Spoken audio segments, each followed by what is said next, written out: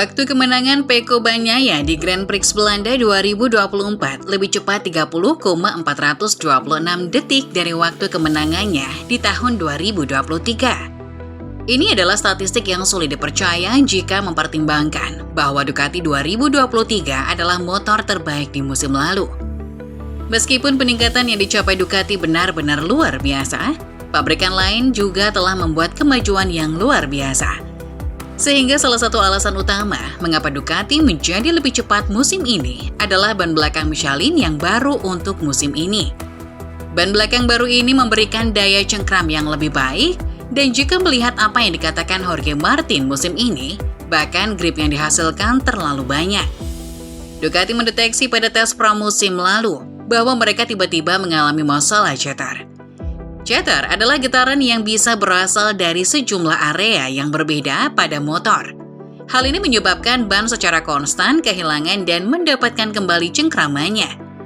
Momen ini terjadi berkali-kali dalam 1 detik yang menyebabkan ban terasa bergetar dan mengakibatkan ban menjadi lebih cepat aus karena terjadi slide secara berlebihan di aspal. Ducati mengalami masalah ini pada beberapa seri pertama. Tetapi dalam 4 atau 5 seri terakhir, tampaknya para pembalap Ducati tidak komplain masalah cetar ini lagi. Entah bagaimana Ducati berhasil memecahkan masalah cetar misterius ini.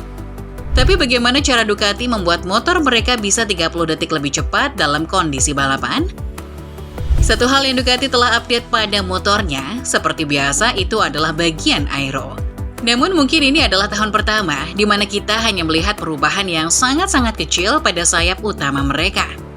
Set pods tetap tidak berubah, tetapi set sayap bagian atas mendapat sedikit perubahan. Sudut-sudutnya dibuat lebih tajam dan lebih rapi, dan sudutnya lebih rendah. Musim ini, kabarnya GP24 sedikit lebih cepat dalam lintasan lurus daripada GP23. Mungkin berkurangnya hambatan yang dihasilkan karena sudut sayap yang lebih rendah adalah salah satu faktornya. Namun peningkatan terbesar Ducati pada perangkat aero mereka tahun ini adalah kombinasi side fairing baru mereka. Dikatakan kombinasi karena apa yang telah dilakukan Ducati adalah memasangkan downwash duct dan ground effect side fairing secara bersamaan. Mereka telah melakukannya dengan cara yang sangat rapi, dengan downwash duct yang tidak mengorbankan ukuran dan efeknya.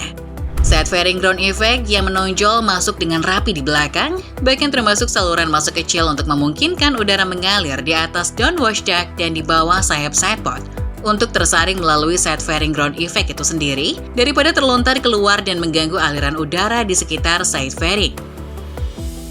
Ketika ditanya tentang side fairing baru, semua pembalap pada akhirnya sangat positif terhadapnya. Pada awalnya Jorge Martin tidak begitu yakin, tetapi begitu dia menyesuaikan setup motornya untuk membuat efek dari side fairing ini bekerja, dia sama positifnya dengan rekannya di Ducati. Para pembalap Ducati berkomentar bahwa downwash duct membantu ketika awal motor akan masuk tikungan, yang kemudian karena efek tarikan yang dihasilkannya, dan tentu saja membantu ketika motor menikung di tengah tikungan.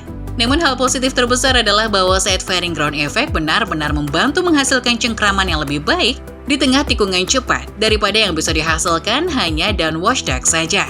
Ducati juga meningkatkan ukuran sayap Stegosaurus di bagian belakang. Kecepatan tikungan yang lebih besar yang dimungkinkan oleh side fairing baru memungkinkan sayap Stegosaurus ini untuk menambahkan lebih banyak downforce di bagian belakang juga.